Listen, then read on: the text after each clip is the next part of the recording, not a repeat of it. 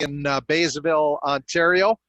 We'll be heading back to Toronto tomorrow morning, but we're hosting the show along with Stuart Nodell from his home in the beach.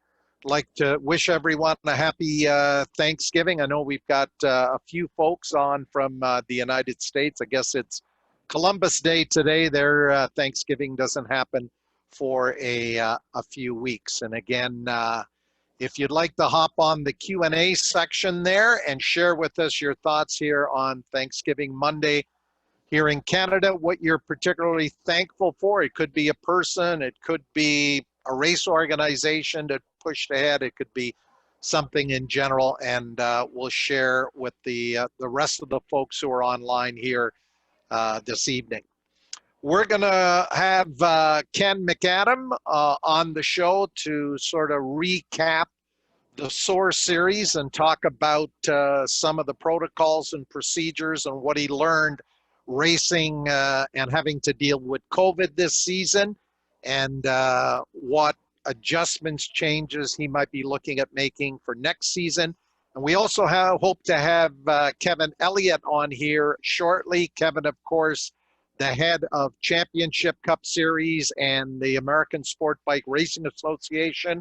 Although the Daytona 200 and all of the events associated with Biketoberfest and the fall cycle scene at Daytona Speedway this coming weekend, October 16, 17, 18, have all been canceled.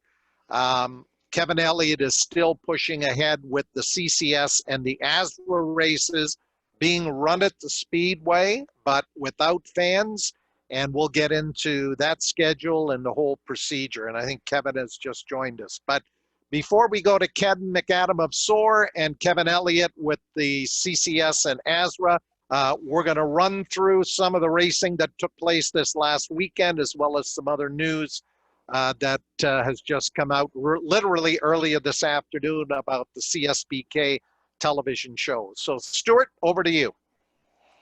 Yeah, thanks, Pat. I'll just share my screen here. So as we go through some of the happenings from the race weekend, and what we saw, actually what we did just learn is the CSBK series is going to be covered on TSN. So I'll let you go through some of those details.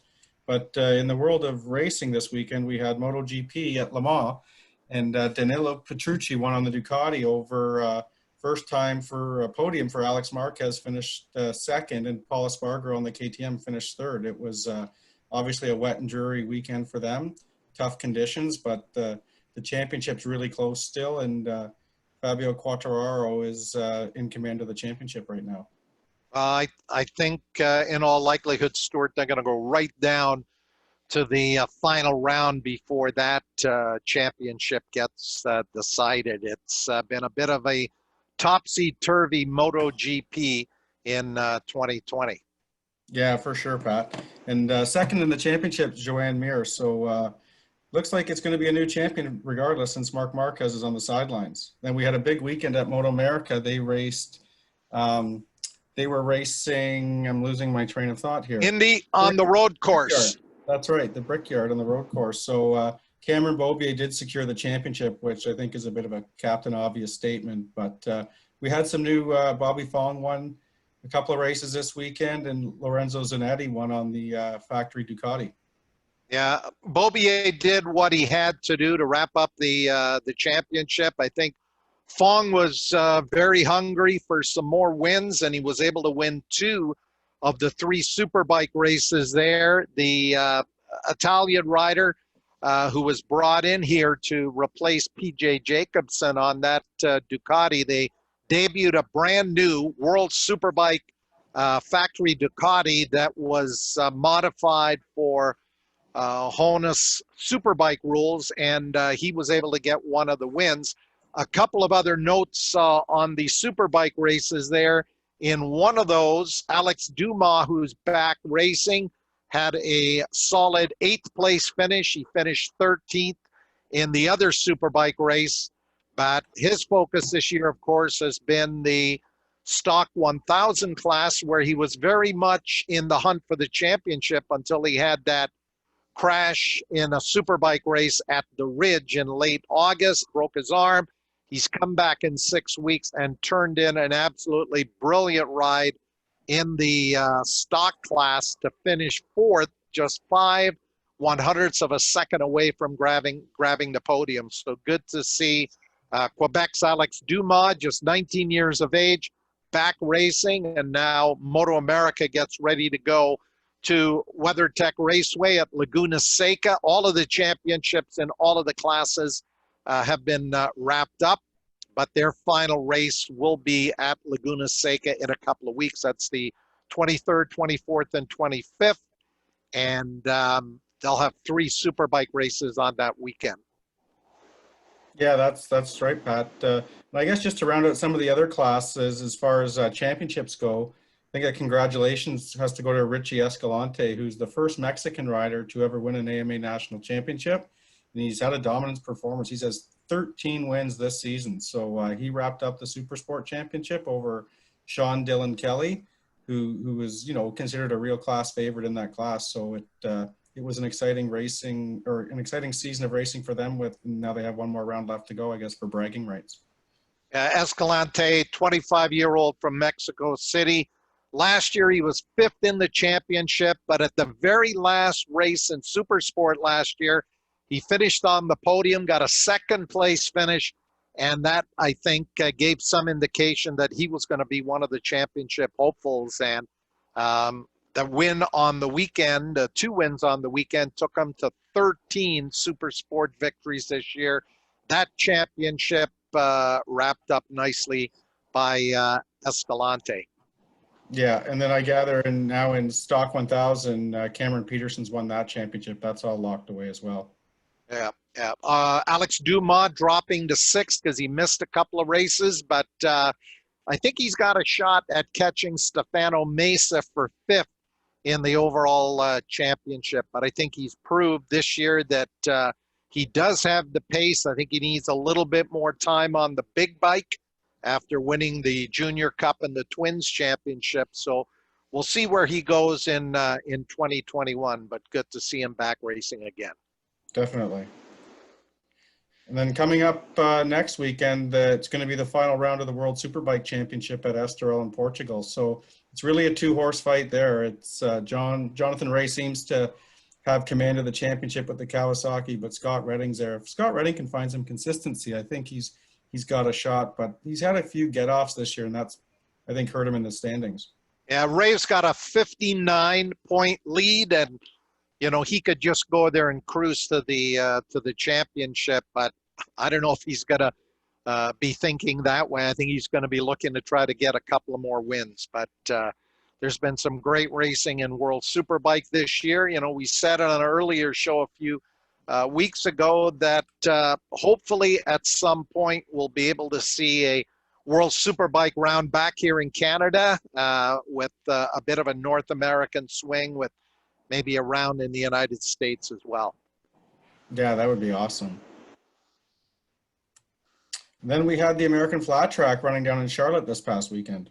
Well, it's going to be wrapping up this coming Friday and Saturday at Daytona, just on the other side of turns 1 and 2 of the Super Speedway on the Daytona short track. They'll be racing Friday and Saturday night under the lights. I checked the long-range weather forecast, and we are envious. We'll chat with Kevin Elliott in a minute, Stuart, but it's going to be about, let's translate it into Celsius, and we'll give the Fahrenheit. It's going to be about 27, 28 degrees Celsius, about low 80s Fahrenheit, and sunny right through the weekend. So great weather for the American Flat Track finale at Daytona, Friday night, Saturday night under the lights.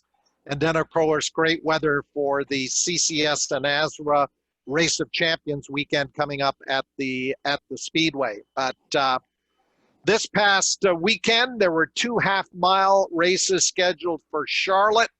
They got the first one in, Carver with the victory on the Indian, and the championship battle tightened up because Jared Mees finished 2nd. Briar Bowman finished in 3rd, so it's just 9 points between Mees and Bowman going to Daytona. So it's going to be interesting to watch those big Indian FTR 750 screaming around a little short track there at Daytona. Yeah, it looks like a tight championship. And also to note, Pat, in the singles class, the 17-year-old star on the Estenson Yamaha YZF or YZ450F, Dallas Daniels, he took that class championship. Well, Daniels has got to be looking at a ride in the big class in Super Twins next year. This is an extremely talented young man. They may elect to stay in the singles, but I got a feeling one of the factory teams are going to be looking to sign this 17-year-old the way the Harley factory signed Scotty Parker when he was just 16, and he was winning flat track races. So should be a great weekend at Daytona. Unfortunately, none of us can be there. Otherwise, we'd be checking out both American Flat Track and CCS ASRA racing. Yeah, that's right, Pat. And that's really all we have in terms of the slideshow for this evening. So there's still lots of good racing going on, and looking forward to talking to Kevin and Ken and see what they have up their sleeves for the upcoming season. Obviously, Kevin's going to be wrapping up next weekend at Daytona. Yeah, and Kevin, I think we just need to unmute you so we can hear from you. But I want to welcome Ken McAdam with SOAR and Kevin Elliott with the Championship Cup Series in the American Sport Bike Racing Association as we do a bit of a recap on the 2020 season and how these two gentlemen and their race organizations dealt with COVID-19. We want to find out what they learned, how much they had to pivot and innovate, and looking into their crystal balls for 2021, what do they see in terms of a schedule, and how much is COVID going to impact a 2021 race schedule for both SOAR and for CCS and ASRA. First of all, Kevin, welcome aboard. Great to have you back on the show. You must have been really busy the last week or two getting ready for Daytona. Absolutely, I'm really busy. I've got so much stuff to do. It seems like I'm never going to get it finished, but it's this way every year before Daytona. But it's looking good. Got 160 riders pre-entered, which is the largest total we've had probably in the last 8 years. So it's looking solid that way. And even though it's a participant event, open to racers, family, crew, and friends of the racers, it's going to lack a little bit of the zoom of having all those people in the infield, but we're looking forward to it. The Speedway has been phenomenal to work with us. Kevin, is there a limit in terms of a registered rider? How many crew, family, or friends can he have, for the better sake of the word, in his racing bubble at Daytona on the weekend? Well, it's pretty hard to put a finite limit, simply because we're calling it the Race of Champions Challenge. It's a team challenge race, kind of the warm up for the 200 coming in 2021. It's 55 laps. Well, you can have 7 or 8 crew members. So they have not put a number limit on it, but pretty much it's. We haven't done any kind of spectator advertising, so the only people really coming are the riders, their friends, their crew, and their family, the enthusiasts, the people you're used to seeing show up with on a regional race weekend. So with 160 riders, we're figuring we're probably going to be maybe 1,000 people or less. We had 2,500 people in the paddock in March when they shut us down. So I think we're going to be really, really comfortable as far as the space and as far as people being able to socially distance.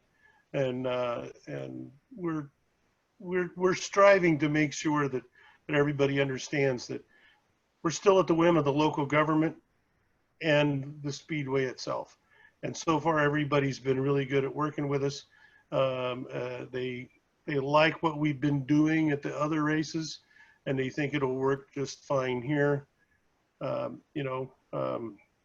you're indoors, you mask up. We do all of our riders meetings outside, like they'll all be in Victory Lane this weekend at Daytona. We are trying to limit people to, and I know it's hard, but we try to recommend, stay in your paddock, your pit area, your garage. Don't just go be the social butterfly and flit around. If you do, put your mask on. Make everybody feel good, make everybody feel safe, make everybody comfortable with what's going on. Because if they're not comfortable, they're not coming back. And I've seen it in other businesses, and I really, really don't want it to happen to us, because since we got to go back racing, I'm sure Ken will probably agree, it's been gangbusters. I mean, every event has had 20 to 25% increase in participation from the event a year ago. So we're feeling good. We just got our fingers crossed that that another shoe doesn't drop with something else coming from one of the local ordinances, So Kevin, I know the Speedway obviously decided that the Daytona 200 was not going to happen, and that's being pushed over to March 13th, the 79th Daytona 200. What about, I know nothing else is happening at the Speedway in terms of the aftermarket companies and the demo rides and the entertainment on the stage. But what about the city of Daytona itself? Normally they'll have 300, 400,000 motorcyclists in town for Biketoberfest. Is Biketoberfest still going ahead, or not going ahead, and the riders are going to show up anyways? Everywhere but the city of Daytona. Holly Hill, Port Orange, up where at Ross Myers, Norman Beach, they all have things planned, and they've all done all the proper precautions that fit all the rules and regulations that you have to do with the state of Florida. Daytona, just from reading some of the press, they had a couple instances where they tried some events like the Daytona Truck Week, and some of the local businesses ran, I wouldn't say ran afoul, but there was enough uproar about some of the things that happened that the city council just couldn't justify business as usual, and it's really unfortunate.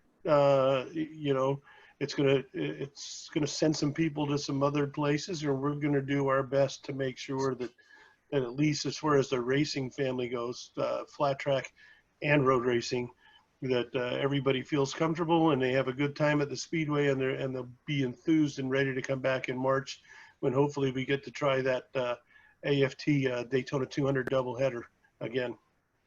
Right. So no spectators for the road racing, but I believe as American Flat Track has been doing a very limited number of tickets. I think it was 980 tickets. They're like gold if you're a flat track fan, where you can go into the grandstand there at the short track, and it's going to be great weather on Friday and Saturday night to watch the championship be decided among the Indian Wrecking Crew riders. So it's going to be a different Biketoberfest for sure.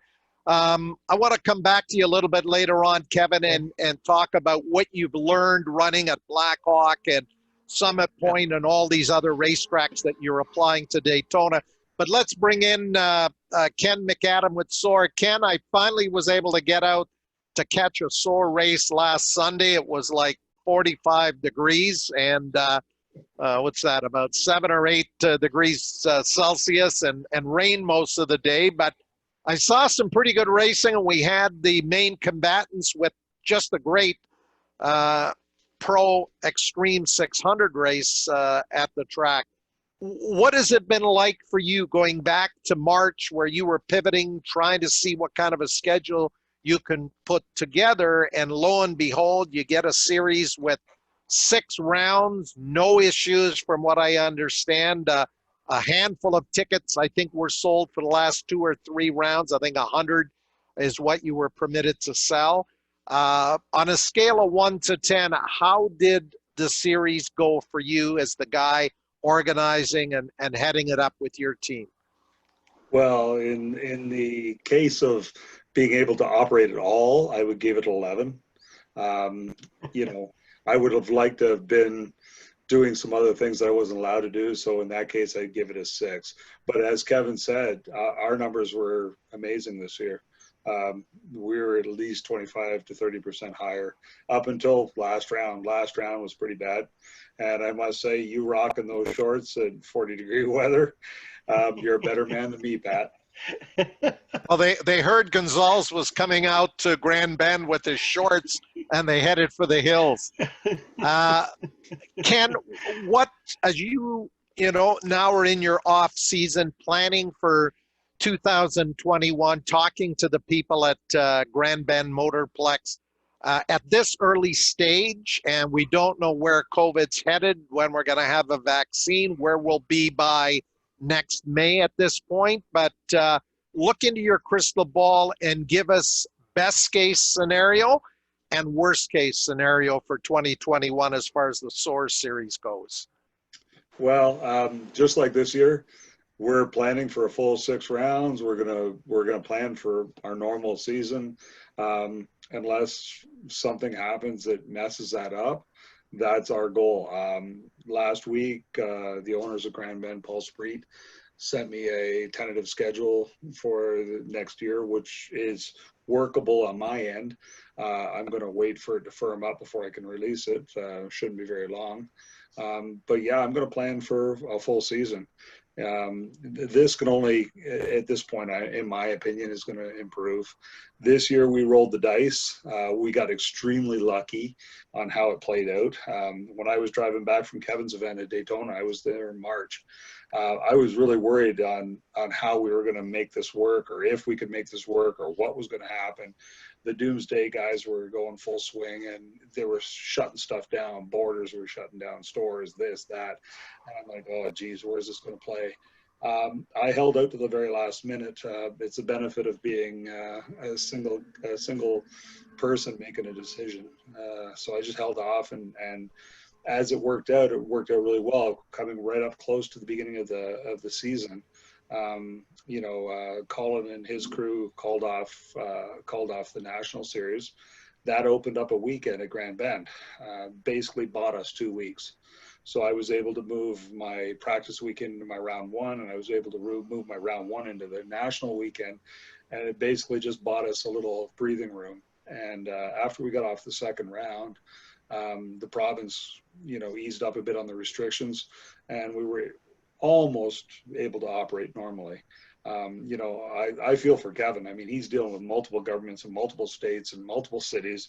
I'm dealing with one province, one city, and one owner. So for me, it's a little bit of a small potato thing compared to what he's dealing with. But we got extremely lucky this year. We got off the full 6 rounds.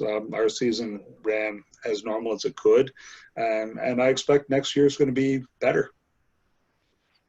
And Ken, normally both you and I be getting ready to go to Daytona to hang out with Kevin for the Race of Champions. Yes, I would. You're both a race. Believe me, I'm just as disappointed.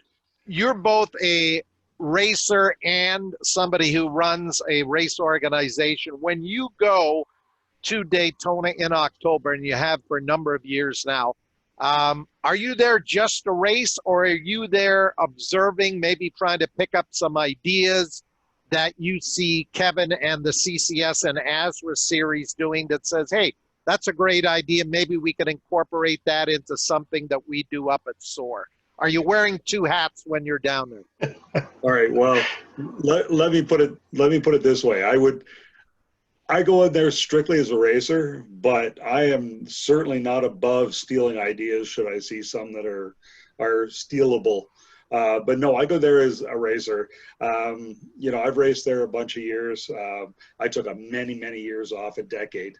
I went back last October at Kevin's event at the ROC last year was probably the best event I've ever had.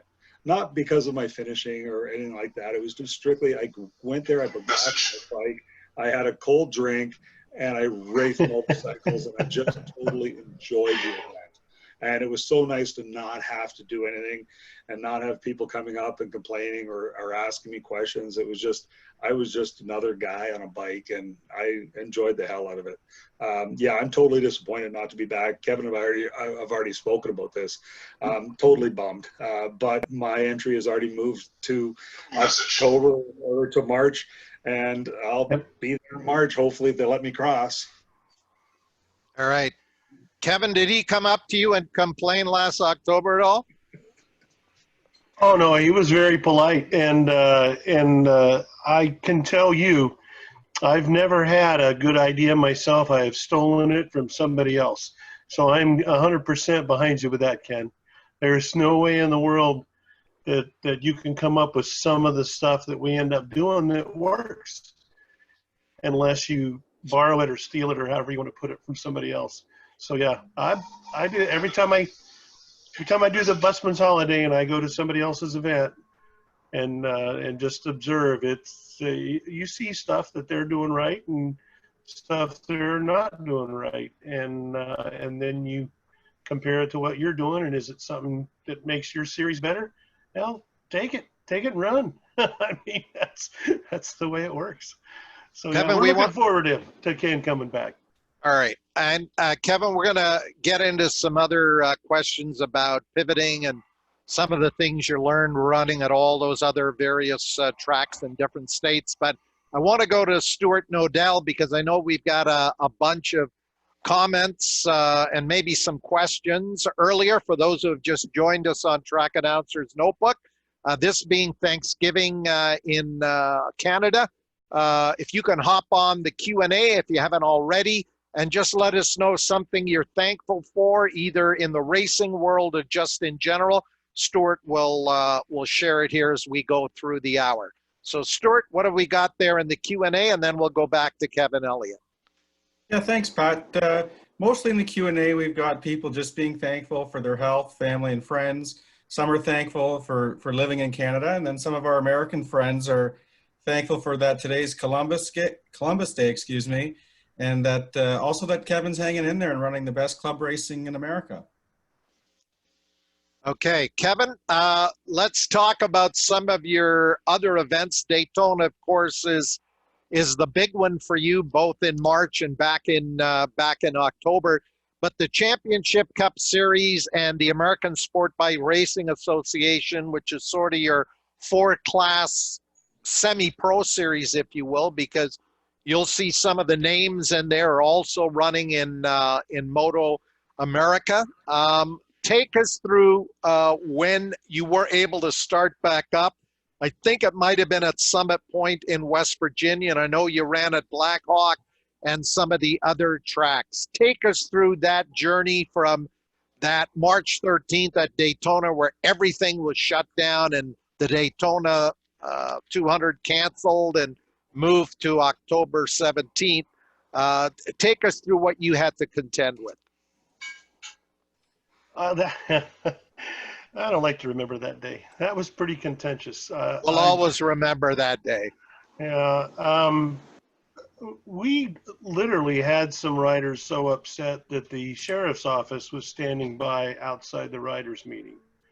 And I personally was handling some other issues and just looking down, because where I was at in timing and scoring, I could see the riders' meeting going on. That people had showed up to race. They had invested. It was like we had 2,500 people there, whatever it was, that had already been exposed to each other for days. And when the President Trump issued the state of emergency, it flipped a switch with a whole bunch of other people. Of course, the operations guys all wanted to just at least finish the CCS weekend, because we could run that all in one day, and we could put the 200 and the ASRA stuff on hold, move it to somewhere else. We had some options that way. But that was the first time in 30 years, that I had seen some riders get that upset. So I questioned whether we were going to be able to start up again. I really thought that I was afraid that had kind of tainted the pool, and people weren't going to show up. So we ran at Blackhawk and Summit Point at I think at the middle weekend there in June, and I mean, we almost couldn't handle the number of people that showed up. We were having a hard time because in West Virginia, you were still limited indoors. You could only have 10 people inside of a room, maximum. We were only allowed, in theory, 250 people in the paddock area. But because the just pure physical size of Summit Point Raceway, there was some leeway there. Same thing with Blackhawk. At Blackhawk, we were pretty lucky. I think we ended up with 300 people total, 130 or 135 racers, and really it was limited to three people per racer. We were counting them there. We had to. Summit Point runs the front gate. They were limiting stuff there. Probably the most trying thing of starting back up is the COVID protocols for the ambulance. If you put a guy in an ambulance, the literal, it takes it out of service for 1 hour while they sanitize it. So that really made it to where, and not that you would not dispatch an ambulance and put a guy in it if you needed to. It really made it to where the racers had to work with us. It's like, if you got some road rash or you dislocated a finger, if you don't need to get in the ambulance, go meet them over at the med shed, and we'll get you back there and go see them. That was the hardest thing, because I was so used to, at Summit, we've got 3 ambulances on standby, and at any one time, it's not uncommon to have 2 of the 3 in service taking care of a minor injury, whether it's a collarbone or a hand or a finger or whatever. It's not life-threatening, but you couldn't, unless they were really serious, you couldn't put them in the ambulance. You couldn't afford to have to stop everything, for an hour while they clean it. So that was difficult. Some of the travel restrictions, like New Jersey and New York, and people with the quarantine and supposed to self-quarantine. Well, thankfully, in New Jersey, since it was an outdoor event, because we ran a couple of weeks later, the 4th of July weekend there at Jersey, by the time we got there, there was no inside dining. You could eat outside. You could have larger groups outside, and it made it a little less stressful. But we literally had to shut the registration room and work out of windows that had never been used for registration in New Jersey. It was really odd. Tech is another thing. I mean, we used to literally the rider would stand there and hold his bike or put it up on ramps and hold it. We had to buy some of the portable wheel chocks, so the rider could put it up in the wheel chock and then step away, so we could maintain social distancing. And of course, my tech guys, like a lot of people, really hated wearing the mask, but they had to. And so, it wasn't the big happy family the first few events until they got used to it. It was kind of tough. It was testy. I was afraid I was going to lose some really good staff over this, and because if they pull it down to talk, you would have to go in and say, hey, you can't do that. If anybody's within 6 feet of you need to set the example. You need to have the mask. And so that was difficult. But as it got going, the vast majority of riders understood. They had a mask with them when they come to registration. Like at Summit Point, registration didn't have the setup where you could work through a window. So, you know, we had the breath guards, whatever you want to call them. I won't be quite as rude as what I'm used to calling it. but you got the guard between the girls in registration and the guy coming in, and the guys were good about wearing a mask, and they were good about picking up a pen, signing with it, and then throw the pen in a bucket. At the end of the day, we sterilized all the pens, and then we were ready to go for the next day. So it was it was a learning process, but now it's gotten to the point where it's second nature for everybody. You know, I mean, like at Blackhawk, they want everybody to download the release and sign it and bring it in, the tracks release, so they don't have to touch anything else. You know, and the riders at Blackhawk got used to doing that. So now when they come into registration, they already have the tracks release signed and just hand it to us. You know, we were really trying to go with the electronic waiver, but it meant that we had to hand a tablet out to this, you know, 2 or 3 different people inside of a couple of minutes. And just the act or the fact or whatever of trying to overcome that, we just decided for right now is easier and a lot cheaper for me to buy, you know, 1,000 pens.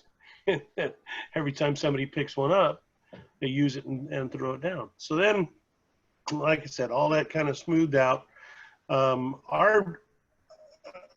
Probably our biggest challenge was the fact that we lost some racetracks, you know, where we had normally typically have been there at least once or twice during the season. Well, we lost both events there because of them having to move larger events, more revenue generating events on top of us. Well, now I'm having a hard time getting those dates back. So that's the casualty. Right now, VIR and Road America took such a pounding during the shutdown that I'm having a difficult time trying to get a weekend back with either one of them for next year. We had a Road America event that had a really good turnout. We had about 230 riders, so that was very strong. And it just, of course, they got a NASCAR event now, and they've got some other spectator things that are going to help put the revenue back in and hopefully recover what they lost. I just got my fingers crossed that if we can keep an entertaining series together for 2021, we can keep people doing what we've already got them to expect, that come 2022, I can get back into those venues we lost simply because of the COVID shutdown, and they're hurting financially. So I can't be mad at them. I'm disappointed, but I'm not mad. I understand. Yeah, you know, and that. And just so many, only so many dates to go around. You touched a little bit on next season, Kevin. Now, when do you figure you'll have your 2021 ASRA and CCS schedule confirmed? I know Ken's working on his. Sounds like it'll be released later on this fall. And in particular, tell us at this point, March the 13th is the new date for the Daytona 200. Where are we at in terms of a schedule for that? Will it be similar to what we were to have run back in March with qualifying on the Friday, the race on Saturday, 57 laps? Yeah, the only question on that schedule really is are we going to have the AFT race incorporated? Are we going to finally be able to see that doubleheader come off? If it's going to come off, the schedule is going to be virtually identical. You know, I mean, we didn't get to run it, so it's not like you can say, oh my gosh, we need to massage it, because we never got to run that schedule. But for right now, all of our pre-planning with Daytona is to come back with that same schedule that we had, and to put it together as the big doubleheader event. You know, the flat track and the 200, and just just try to get that 79th 200 done. Because as they always tell me, you can't have the 80th until you're on the 79th. So, Yeah, indeed. And for those who are on the call that may not have been familiar with that schedule for Daytona that was set for the 14th earlier this year, the Daytona 200, they got 2 of the 3 qualifying sessions in where everything was canceled at about 4 o'clock on the Friday.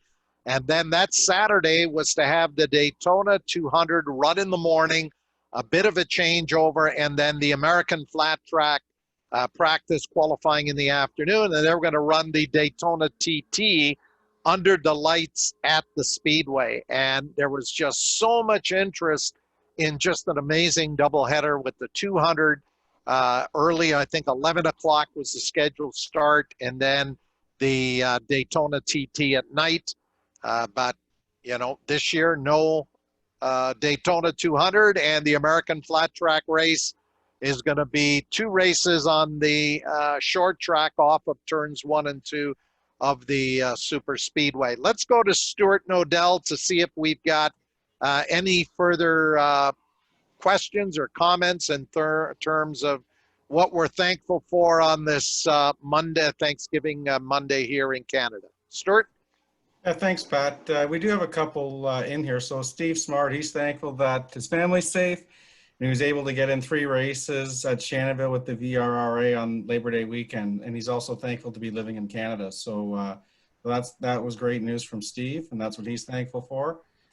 Following that, we've got one, and I'm okay, I think, to use his name here, Mike Willis, who is he's a corner worker, marshal at the racetracks, and he's thankful that he's been able to keep his donor's heart beating for almost 5 years and 3 months. Also for being healthy enough to continue to volunteer at racetracks across Ontario. So I think that's awesome, Mike. And a lot of the racers, I'm sure, are thankful that you're out there volunteering, allowing us to do the sport we love so much. Yeah, well, maybe following on that note, both Kevin Elliott and Ken McAdam. Kevin, I know with all those corners at Daytona, you have got to have a bunch of corner workers, usually about 35 or 40 from many of the states, but I also understand you get on occasion a few corner workers from the various marshalling organizations here in Canada go down to Daytona, make it a little bit of a holiday, and go and look after the corners at the Speedway. Absolutely.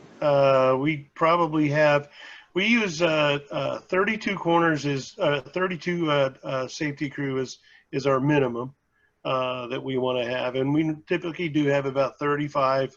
And then anything above that, we people just come down and volunteer just to say that they were there and participated.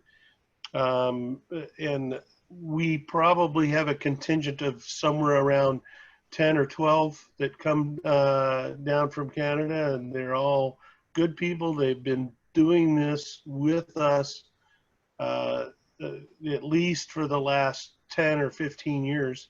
So it's great to have that influx, and I'm really missing it right now, you know, because with the travel restrictions, not everybody can just come down, work the weekend, and go back home.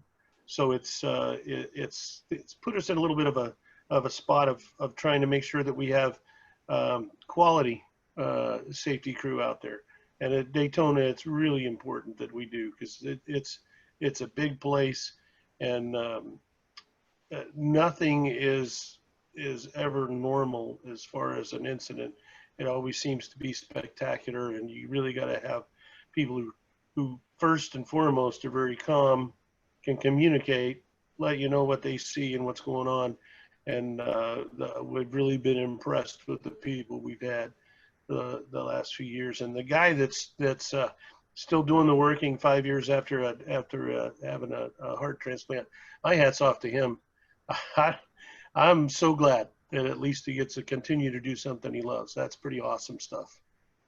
Thanks, Kevin. And Ken McAdam, your marshalling group there at SOAR, I did not envy them being out there in that 7 degrees Celsius and the rain last Sunday. But I know you had some great weather earlier in the summer. what about your marshaling group that looks after the corners on all of those various track configurations at Grand Bend Motorplex? Yeah, the Marshall Group is the best. You know, they're always the best. It's ironic that Kevin was talking about the Canadians down at Daytona. When they called the races down there, I was in turn one with Kevin Bansfield, the Canadian who was working in turn one. I was standing beside Kevin when they made the call for the riders meeting in Winter Circle. And Mike Willis, as you know, he's right at my pit out, him and his wife, Linda. Linda does my control. And Mike is right there with us. We almost lost Mike a few years ago.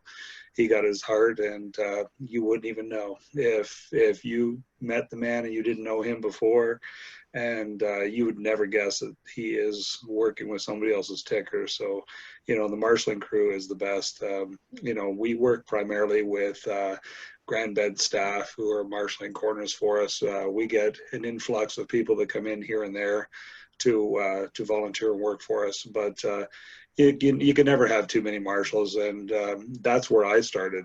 Before I ever started racing, I was a corner worker, so I've got nothing but respect for the marshaling service. Let's check in with Stuart Nodell. Stuart, any more thanks, notes of thanks that you can share with everybody? I do, Pat. We've got someone's written in that they just want to thank Ken and his crew for all their hard work to be able to put in a full season. They're very thankful for that. Following that, from one of our American friends, Pete, I think it's Pete Swedish.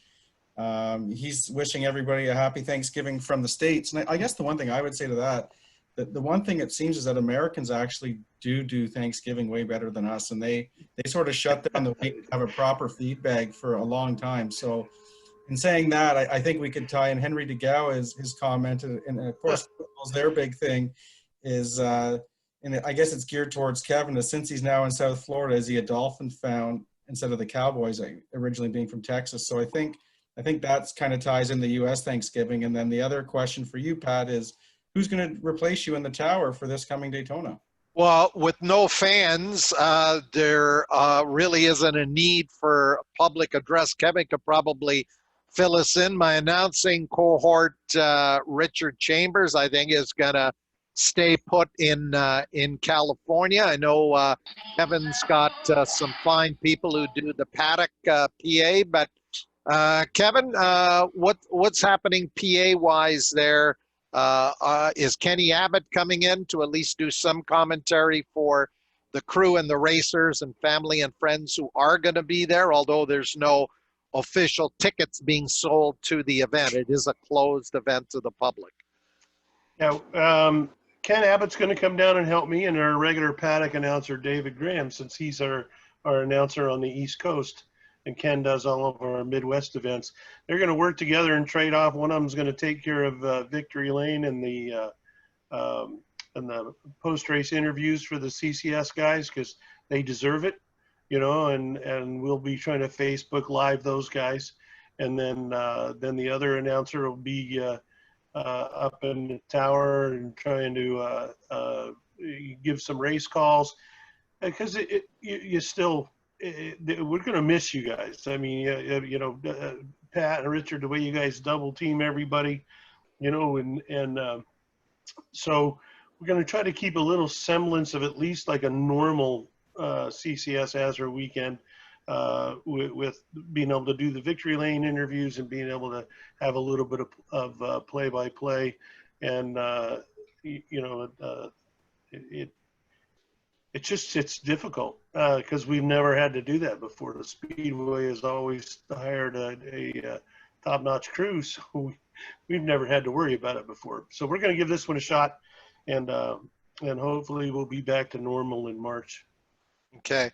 One thing I want to touch on, and I think we briefly got onto this subject when Ken and Kevin, you were both on the show earlier in the year, is looking at Ken's SOAR series and maybe getting somebody like Colin Fraser involved, and Kevin, your traditional event at Daytona. Could there be a modern day Can-Am North American Championship some event at Daytona in October that brings together our top 12 or 15 sport bike riders and your top 12 or 15 sport bike riders. Go find a sponsor to put a prize money together and, give that October event because hopefully this is the last time anybody would have thought about rescheduling a Daytona 200 to October. And there is a feature event in October because, Kevin, as you know, they used to have the Harley Davidson World 883 World Final there. That October event has had some big events over the years. I'd love to do it. And I've got, I know I've got some people that are on the fringe that are talking to me about, doing some of the regional series sponsorships and some special events, and that is a perfect vehicle to try to get them to work on. And I don't know how you settle on the number, but 10 or 15 from each one of the series, and then and whatever we need to work out. Is it a double header with a motocross style scoring system, or just whatever we could do? I think that would be really awesome, and I'd really like to make it a feature event of the weekend if we can put all the pieces together. I'm up for it. Okay, So Kevin, the ball's in your court. I'm all in. I'm old enough to be around for the match races that took place at Shannonville and such. So yeah, I'm all in. I think it'd be amazing. I'm after my crew up here all the time to come down. I keep corrupting people. I drag Canadians that have never been to Daytona before down with me. And as Kevin knows, as soon as you ride that course, there is no other place like it. Like you can try and describe it to people, but until you've done it, yeah, there is no other place. I'm giddy like a little schoolgirl every time I go through the gates, and I've been there a half dozen times. So it's something I'd love to explore for sure. Okay, well, we've got a few months to work on that one. Ken, your season's over. Kevin, after Daytona, I think you've got the one final race December 5th and 6th at Homestead. That'll be the Team Challenge finale. It'll also be the final round of the American Sport Bike Racing Association. Looking through your entry, who are some of the top expert riders that might be racing this weekend at Daytona, who have also been running in your series, but also maybe some of the names people be familiar with from Moto America? Oh, well, I mean, what instantly jumps to mind is Stefano Mesa. He's always been fast. And this weekend at Indy, he had some really great performances. Frank Babushka Jr., when Frank Babushka, Mark Heckles, the former world superbike rider, and Stefano got together at New Jersey, it was a hell of a show. And even though Mark's not entered, I think between Frank and Stefano, we're really going to see a lot. And probably, I'd say at least a third of the expert 600 and expert 1000 riders all hold Moto America licenses and competed in multiple events this year. But those two jump right out at me because they're always flirting with the track record there at Daytona too. So it's I'm excited. I'm looking forward to that. I think that's going to be a great showdown. And then, of course, you got some of the CCS guys like Greg Melka, who is just solid everywhere he goes, and he's given Stefano some challenges in different places on the 600. So we've got a good field. We've got a good, solid, experienced field. So the racing's going to be great. I mean, typically in like the sport bike class, the finish, as long as it's not a red flag or anything like that, the finish is 5 or 6 bikes in the lead pack.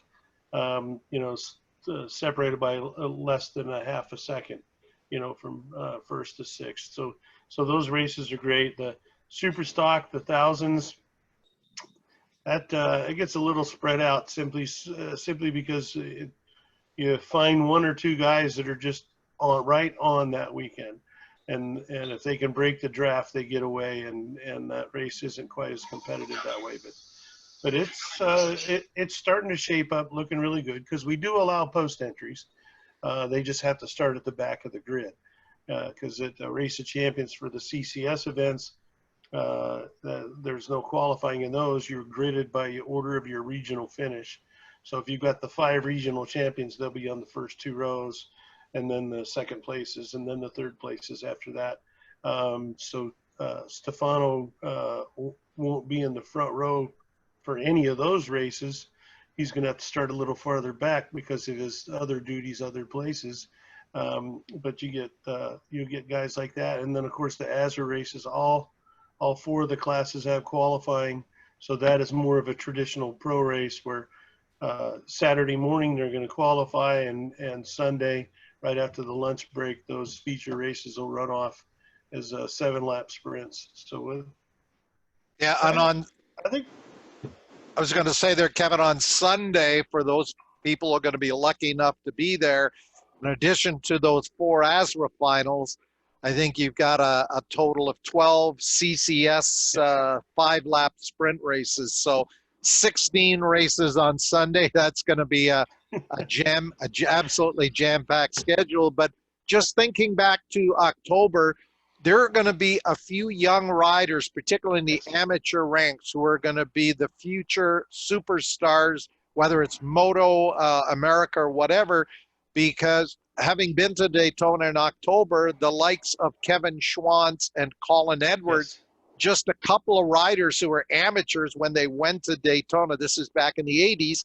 And, you know, a few years later, these are prominent expert riders who went on to the world stage. So I still think that Race of Champions is one of the best kept secrets. And for anybody who's maybe been to Daytona in March, but hasn't returned in October, hopefully we're allowing fans, the borders open next year, and you can get down there. And usually the weather is even nicer in October than it is in March. As we said, it's going to be about 27 degrees Celsius, low 80s, and sunny all weekend. We wish you all of the best. But I just want to bring up, you mentioned the crew that you've been working with. Dave Lewis, who patrolled pit road, pit out. We call him Field Marshal Lewis, the way he takes riders on and off the racetrack. Is Dave still back with you this October? Yes, I remember I first met Dave, I think it was 88 or 89. And the riders meeting, he stood up there and he said, "I just want to let you guys know there's a new sheriff in town." And so for almost the entire run of this is the 37th annual Race of Champions, Dave Lewis has been there, and he has definitely been the sheriff, the field marshal, and he's also been a lot of people's friend. So yes, he and his wife are going to be there. I think all told, he has only missed 1 or 2 of the races. So Dave Lewis, and then Don Abbott, who is the oldest tenured CCS guy.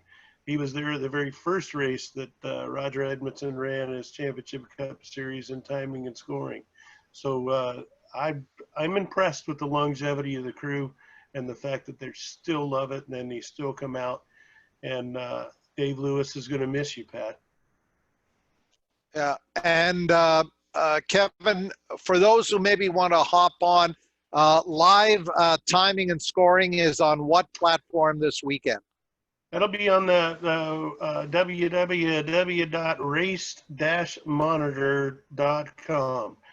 On a computer, it's free. On your Android or iPhone, it's like $4.99 a year, $4.99, and you can watch almost everybody's live timing and scoring. So, every series, you could see it. You just click on motorcycle racing, and there's every weekend, whether it's off-road or road racing or flat track, there is something to watch for live timing and scoring on that app. Okay, so that is race-monitor.com if you want to check out the live timing and scoring. Looks like Kevin's connection froze up there for a minute. Ken McAdam, some parting thoughts for you as you plan and look ahead and follow the situation here, and looking forward to a big 2021 season with SOAR. My thoughts are pretty much what we've already spoke about. It's, you know what, I'm thankful that we got through the 2020. It was a huge question mark in the spring. We managed to pull it off and got through it, you know, with the help of everybody. My staff is amazing, and we got through it. So, you know, we're calling that a win. We're going to move on to 2021. I seen a meme on Facebook that says we're all just going to take a shot of whiskey on the end of the year and forget that this ever happened. We're just going to move on to 2021 and pretend this never happened. You know, and Kevin and I are going to talk about this, you know, and I think that may be something we could put together. Okay, awesome. Stuart Nodell, we'll send it to you and then we'll wrap things up. Yeah, thanks, Pat. Whoops. What I wanted to say was just wish Kevin and all of his staff a really good weekend coming up at Daytona. I too was one of the guys. My first race ever at Daytona was a CCS Fall Cycle Scene Classic, and that in that year, it was the mid-90s. Jamie Hacking was the star of that weekend, and he went on to the Valvoline MGO team after that, and obviously on to factory rides across America. So you're right, Pat. Every few years, there's one of these generational type talents that really makes a name for themselves, and that's great. So I hope this year, and actually watching Stefano Mesa, he has his own YouTube channel as well, and that guy's an awesome rider. He's a true privateer, changes his own tires in hot pit. He works awfully hard to keep himself racing, and he had a great weekend this weekend in both 600 and Stock 1000. So I'll be interested to see his results at Daytona, but he's fun to watch. He is quick, particularly on that 1000. So we're going to wrap up Track Announcers Notebook for our Thanksgiving Monday. Our thanks again to Kevin Elliott with CCS and Ezra. Kevin, all the best this weekend at Daytona. Say hi to Kenny Abbott and the rest of the crew down there on behalf of Richard and I. And Ken McAdam, thanks for coming back on again. And congratulations on a great 2020 SOAR season. You guys did a great job. So on behalf of my co-host and producer, Stuart Nodell, and our guests, Ken McAdam and Kevin Elliott, this is Pat Gonzalez saying so long from Track Announcers Notebook. Have a great week, and we'll see you back here next Monday night. We're going to wrap up and review what happened at Daytona this coming weekend.